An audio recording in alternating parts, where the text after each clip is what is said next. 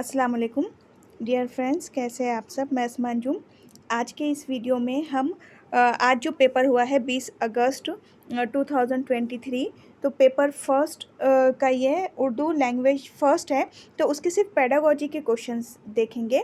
और आगे बढ़ने से पहले एक और चीज़ कि मैंने ना दोपहर में मैथ्स का पेपर जैसे ही मिला तो उसको डाली थी।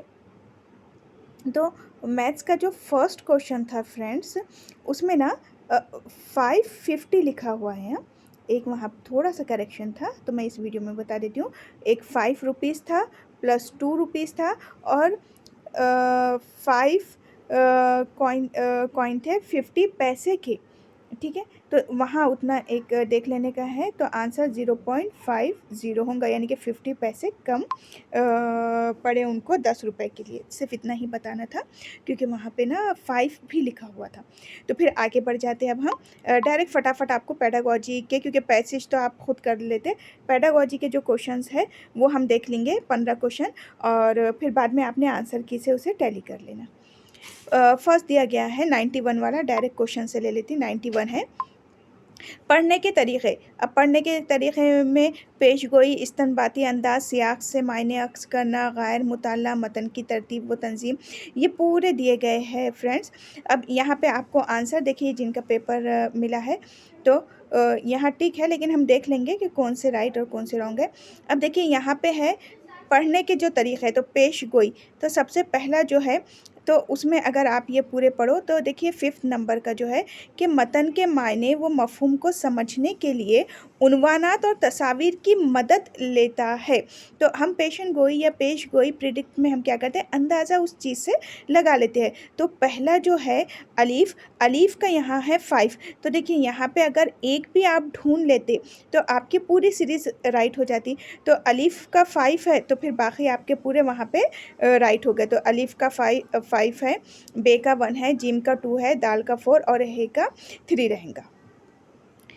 नेक्स्ट क्वेश्चन दिया है कि मिसाल से ममासिलत रखने वाली हिकमत अमली का इंतखाब कीजिए। मैं उस ज़बान के इस्तेमाल पे तवज्जो मरकूज़ करता हूँ जिसके बारे में मुझे यकीन हो कि वो दुरुस्त है, जैसे कि हम डिडक्टिव रीजनिंग में करते। तो ये दोहराना है नहीं, तक़लीद यानी कि इमिटेशन है नहीं, और ना ही ये याद करना है। तो आंसर क्या होगा, अज़ खुद निगरानी यानी कि सेल्फ़ असेसमेंट, जिसमें आप डिडक्टिव रीजनिंग भी यूज़ करेंगे। नेक्स्ट है, दूसरी ज़बान का तालिब इल्म एक गाना गाता है, सर कंधे टखने अंगूठे। गाना गाते हुए वो उन जिस्मानी आज़ा को भी छूता है। उस्ताद किस हिकमत अमली से उन्हें पढ़ा रहा है। तो ये कुल जिस्मानी रद्द अमल है, यानी कि जहाँ पे सुनना और हरकत करना दोनों ही चीज़ें आ जाती है। तो आंसर होगा कुल जिस्मानी रद्द अमल। 94 है, तलबा साबिक़ा इकाई से मुतालिक लफ्ज़ियात के 5 सवालों के जवाब ग्रुप में तैयार कर रहे हैं, यानी कि पिछला जो लेसन था उसमें जो वोकैबलरी थी, लफ्ज़ियात थे, उसके 5 सवालों के जवाब ग्रुप में तैयार कर रहे हैं। फिर वो दूसरे ग्रुप से सवालों का तबादला करते हैं और सवालों का जवाब देने की कोशिश करते हैं। तो ये किस की मिसाल है। पढ़ने का अंदाज़े क़द्र तो ये है नहीं, रीडिंग असेसमेंट हम नहीं ले रहे, ना ही फीडबैक दिया जा रहा है। हम जोलियों का अंदाज़े क़द्र और अज़ खुद, तो अज़ खुद ये सेल्फ़ नहीं कर रहा है, इसलिए फिर आंसर क्या हो जाएगा, ऑप्शन नंबर 3 हो जाएगा, हम जोलियों का अंदाज़े क़द्र। यानी कि क्या कर रहे हैं यहाँ पे बच्चे आपस में मिल के अपने पीयर्स के साथ उसका अंदाज़े क़द्र कर रहे हैं। तो ऑप्शन नंबर 3 राइट हो जाएगा। नेक्स्ट है 95, जब उस्ताद मुझे लफ्ज़ या मुहावरे वाला कोई कार्ड देता है तो मुझे बहुत खुशी होती है। पूरी क्लास के लिए मुझे उस पर अदाकारी करनी होती है ताकि तलबा कार्ड पर लिखे लफ्ज़ या मुहावरे के बारे में क़यास कर सके। तो यानी कि वहाँ पे अदाकारी कर रहा है बच्चा, कार्ड लिखने या मुहावरे के बारे में क़यास कर सके, यानी कि अंदाज़ा लगा सके, अनुमान लगा सके। आमोज़गारों के तबसरों की मदद से उनकी तरजीहात मालूम कीजिए। तो ये क्या है कि जब मैं कार्ड पर लिखे मुहावरों को ज़हन नशीन कर लेता हूँ तो ज़बान को सही से याद रखता हूँ, ये होगा।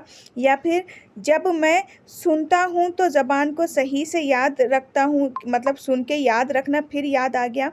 या फिर जब मैं हरकी तौर पर शामिल होता हूँ तो ज़बान को याद रखता हूँ, यानी कि जब आप एक्टिविटी करते हैं या पार्टिसिपेशन करते हैं तो तब आप ज़बान को बेहतर तौर पे आप ज़बान की लर्निंग कर सकेंगे। तो ये बिल्कुल राइट ऑप्शन हो गया। तो ऑप्शन नंबर 3 इसका राइट है। और 4 था, जब मैं देखता हूँ तो ज़बान को सही से याद रखता हूँ, नहीं, जब हर के तौर पे आप पार्टिसिपेशन करेंगे तब। 96 है, दावा है, असर्शन है, स्कूल जाने वाले तमाम बच्चे अपनी उम्र के मुताबिक ज़बान के बरतने की बेहतर सलाहियत रखते हैं। तो स्कूल जाने वाले तमाम बच्चे स्कूल जो जाएंगे तो वो सारे के सारे ज़बान की महारत रखेंगे, ये बिल्कुल सही है।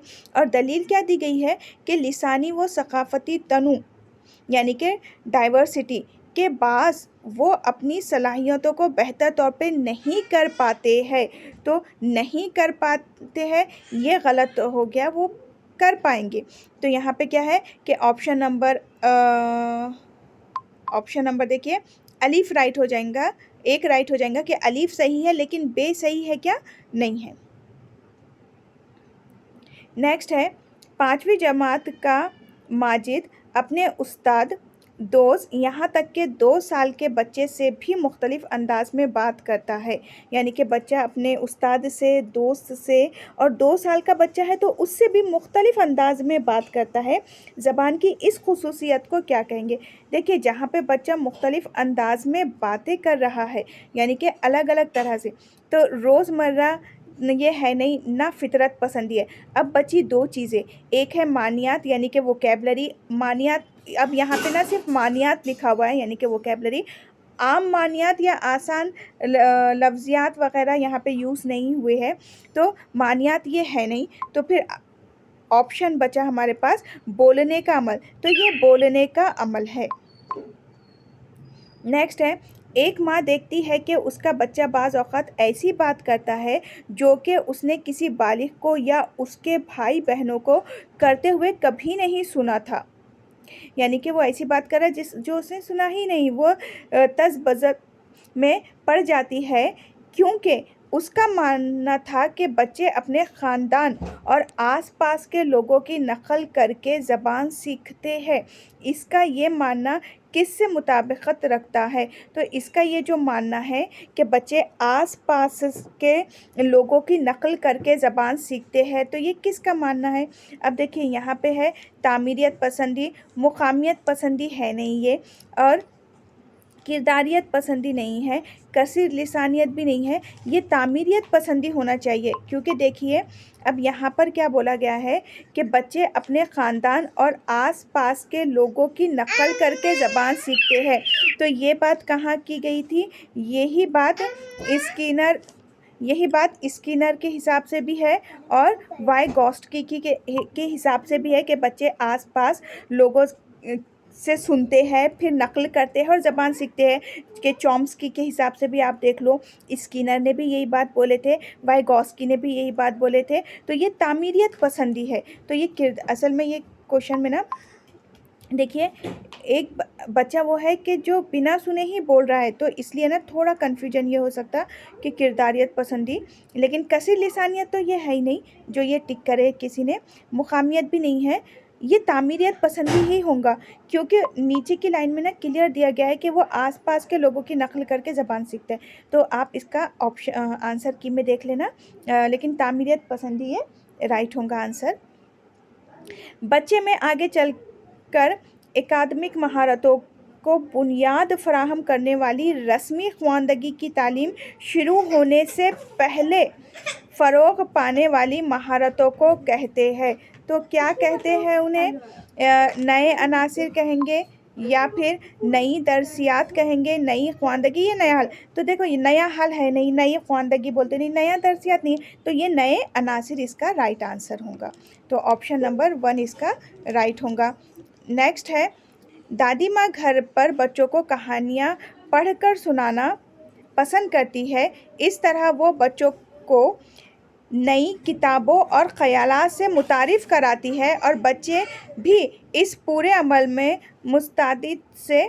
मुस्तैदी से शामिल रहते हैं। इस तकनीक को क्या कहते हैं? अब देखिए वो यहाँ पे कहानियाँ पढ़कर सुना रहे और किताबों और ख़यालात से भी मुतारिफ़ करा रहे। तो ये क्या है? मुकालमाती क़िरात है, या फिर मुश्तरका क़िरात है, बुलंद ख़्वानी या मिसाली क़िरात है।